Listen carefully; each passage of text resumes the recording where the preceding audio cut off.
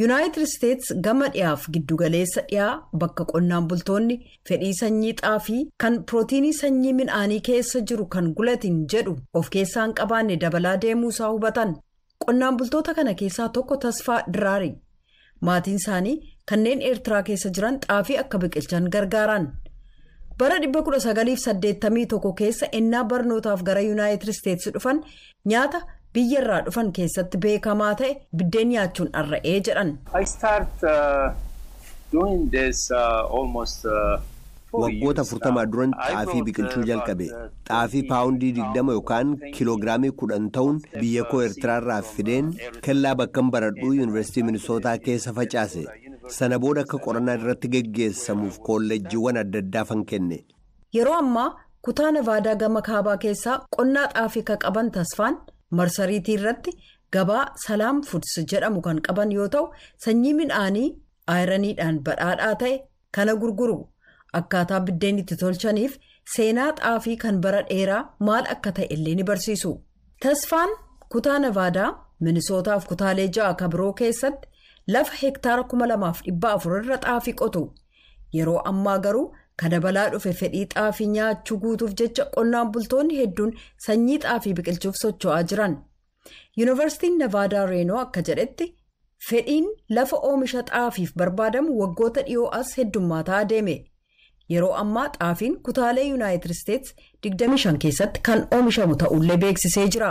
Lafa obbo Tasfaan xaafii bira qotan bira taree Joon Geetoof ilmi isaanii Maayils sanyii midhaanii waggoota dheeraa lakkoofsise kana biqilchaa jiraachuu isaanii dubbatu.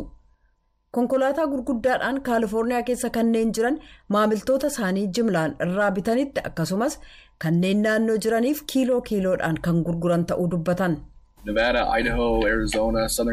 Navaadaan, Ayidahoon, Arizoonaa fi Kaalifoorniyaan bakkawwan xaafii biqilchan keessaati.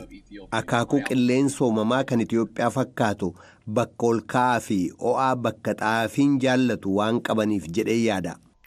Qorattoonni Yuunivarsiitii Navaadaa Reenoo sanyii midhaanii ho'a dandammatu kana oomishuu irratti hojjetaa jira. Kutaa sagantaa digirii lammataa kan baayookeemistirii kan hoogganan Profeesar Joon Kushman akka jedhanitti keessumaa qonnaan bultoota naannoo gogiinsi keessa jiru kan Ameerikaaf xaafiin baay'ee gaariidha. Sanyii midhaanii bishaan qusatan hedduun akka barbaachisu hubannee jirraa jedhan. Yuunaayitid Isteets dhiyaa jijjiiramni qilleensaa waan miidhaa jiruuf midhaan isa kana dura oomishamurraa kan biroo irratti investii gochuun barbaachisaa ta'uusaa hubataa jirraa jedhaniiru. Qonnaan bulaan kana dura qamadiif garbuu qotaa turan amma xaafii biqilchuu jalqabuu isaanii dubbatu. Erga oomishamee calleeffamee booda beeladaaleef nyaata ta'uuf akka oolu qonnaan bultoonni dubbatu. Xaafiin nyaata qofaaf otoo hin taane nyaata akkaan madaalamaa ta'uunsaallee beekamee jira. Buddeen ta'utti dabalee waan akka buskutii, marqaa, piisaa hojjechuuf illee ni fayyada.